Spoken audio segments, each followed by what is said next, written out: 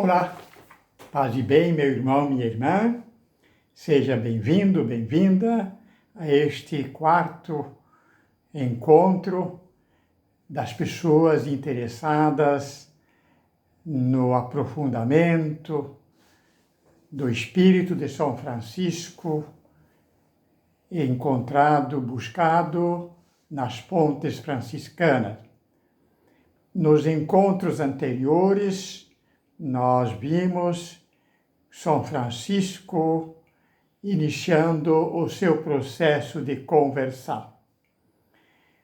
O feito mais importante da vida de São Francisco é a sua conversão. Sem a conversão, nós não teríamos o São Francisco de Assis como exemplo de reconstrução e de comunhão entre os homens, de reconstrução da nossa igreja, da nossa humanidade, do nosso humano e da nossa criação. Neste quarto encontro, nós vamos nos perguntar o que a história de São Francisco nos ensina, qual o exemplo que ele nos deixou acerca da excelência da conversão ética, da conversão humana. Qual a beleza, o brilho da conversão ética de São Francisco. Hoje em dia, andando por aí, nós vemos e encontramos propagandas e anúncios de empresas que dizem, por exemplo, excelência na odontologia, excelência na construção civil, excelência na medicina. A compreensão que se tem de excelência, usualmente, porém, é defasada. Entende-se por excelência algo assim como eficiência no sentido de quantidade total, de ser o top no ranking de um setor, melhor do que os outros num ramo ou atividade do fazer. O critério para se decidir que algo é excelente é dado, portanto, por algum padrão estabelecido, pré-estabelecido, por um círculo de produtividade segundo esse padrão. Cada ramo de atividade conta com instituições que determinam, segundo os cálculos, se algo ou alguém é ou não excelente. Esta compreensão de excelência pode ser contrabandeada para a vida espiritual. Pode-se levá-la para a arte, para a religião, para a filosofia, para o estudo e assim por diante. Aquele que ocupa o topo é também, então, um exemplo. O exemplo é, neste caso, entendido como modelo, no sentido de padrão, forma exterior, destaque, que vai ou quer encaixar e enquadrar todas as demais pessoas daquele ramo ou profissão. Assim, as pessoas, as comunidades, as instituições podem se sentir pressionados e pressionadas pela exigência de excelência, de produtividade, de eficiência. E esta exigência pressiona ainda mais na medida em que a competição por chegar ao topo se torna acirrada, marcada pela famigerada lei da sobrevivência, da seleção natural, etc. Aquilo que parecia então muito racional aparece como selvagem, desgastante. Quem não consegue progredir na publicidade se sente avexado e no limite. Fica deprimido e perde toda a energia para se dedicar à sua obra, à sua coisa, isto é, ao que está em jogo no seu ofício, na sua vida. Esse modo de ser hoje influencia muito do que é a atmosfera do nosso mundo, nas instituições do trabalho, da educação, da pesquisa e da ciência, e muitas vezes até mesmo das relações pessoais e comunitárias, tanto marcadas pela exposição pública nas redes sociais. Todo mundo precisa aparecer no top, em felicidade, em sua felicidade ou numa felicidade, porém normalmente medíocre, realizada, reduzida, melhor dizendo, a satisfações de consumo e de prazeres que mal dissimulam o tédio da vida. Quem captou muito bem esse problema é um cineasta indiano chamado Aamir Khan, num filme intitulado Como Estrelas na Terra. Veja esse filme, se puder. Ele vai dizer muito bem tudo aquilo que nós queremos e estamos dizendo nesta reflexão. O título é Como Estrelas na Terra. Quando falamos de excelência e de exemplo na espiritualidade, precisamos limpar nossa compreensão de tudo isso. Excelência, em seu sentido originário, diz bem outra coisa, meu irmão, minha irmã. Diz a capacidade de sair de si, excelência, latim ex, significa sair, e de se erguer, celere, latim, significa elevar-se, suspender-se sempre de novo, num caminho de melhoria do próprio ser.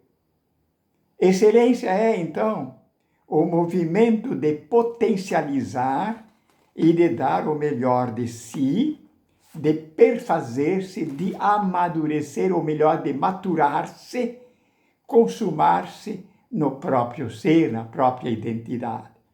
É o gosto, a paixão da alegria expansiva de ser, como nós podemos ver em São Francisco. É a jovialidade de ser. Nesse sentido, a excelência indica a vitalidade, a cordialidade de ser. Excelência é coragem, portanto, de ser. Os antigos gregos diziam que isto é virtude.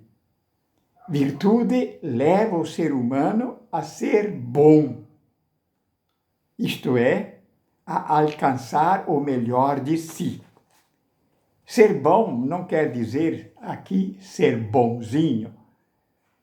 Ser bom quer dizer realizar as possibilidades de ser que nos foram concedidas a partir da nossa própria essência.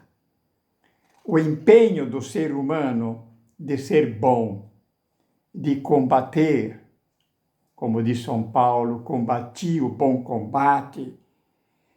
combate da vida, de perfazer, de consumar suas melhores possibilidades de ser, é a marca do que chamamos de vida ética.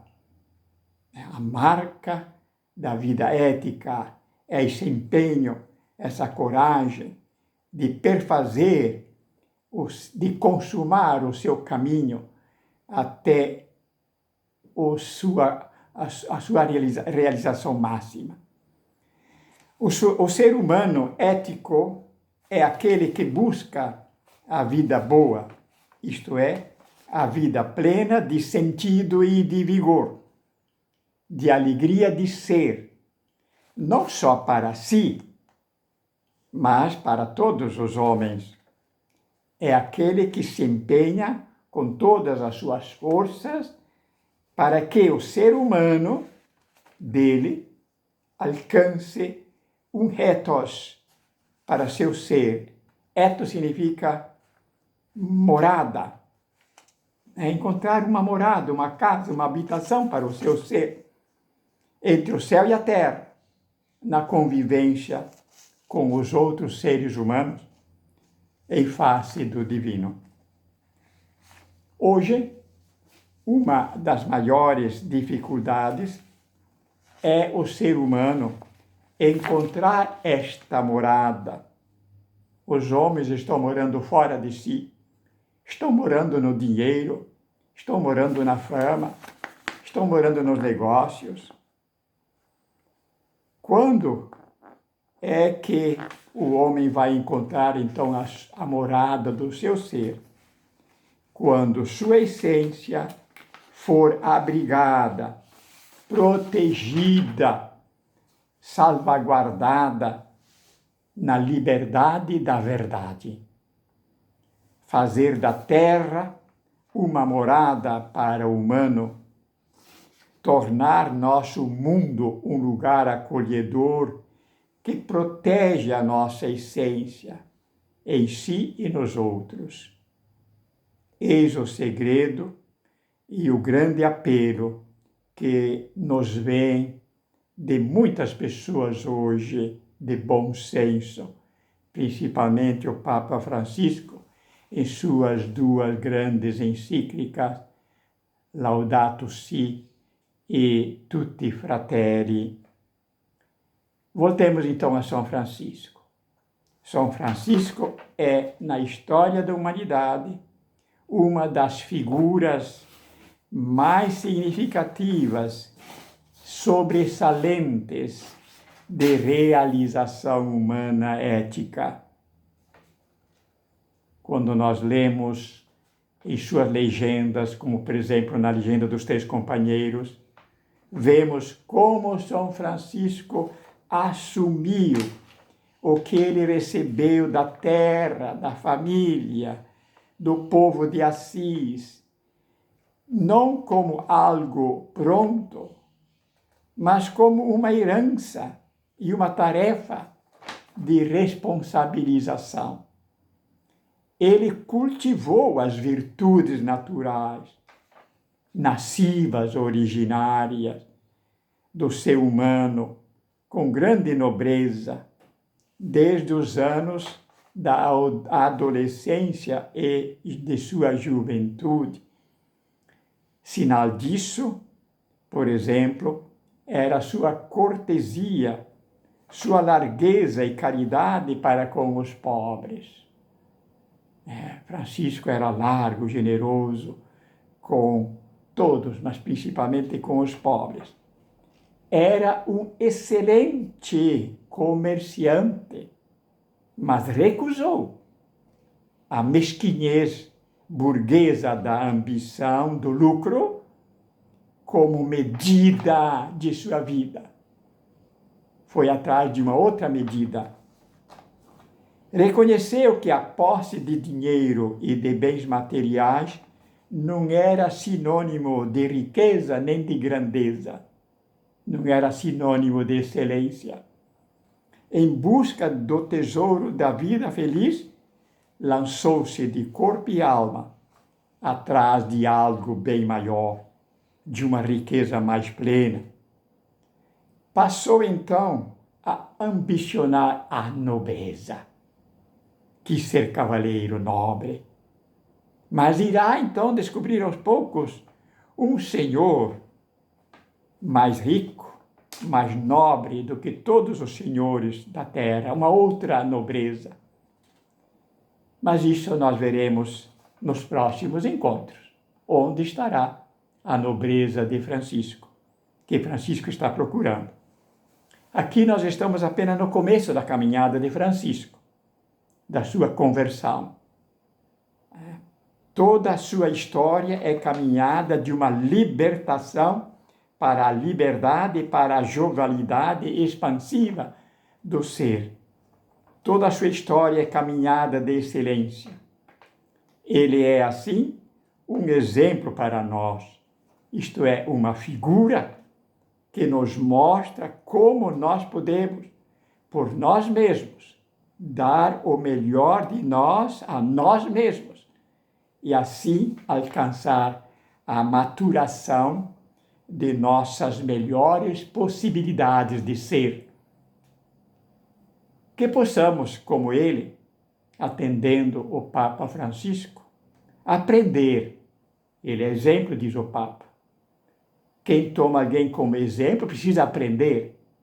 Então, vamos aprender sempre de novo com ele, como ele, a caminhar, dando a cada dia um passo a mais na melhoria de nós mesmos, da nossa pessoa, de modo que o humano em nós alcance sua excelência e que nele brilhe o esplendor da imagem daquele que foi homem por excelência, nosso Senhor Jesus Cristo.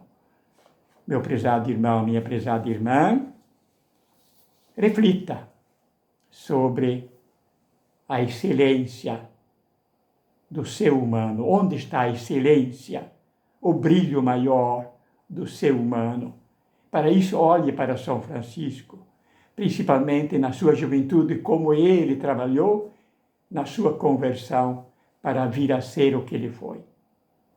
Na próxima semana, levaremos adiante, olharemos mais ainda essa conversão de São Francisco, olhando o segundo estágio de sua conversão. Este estágio que nós estamos vendo no último encontro e hoje é o estágio da sua conversão ética, da sua conversão humana. Na próxima semana, começaremos a ver a conversão espiritual de São Francisco. Meu irmão, minha irmã, paz e bem.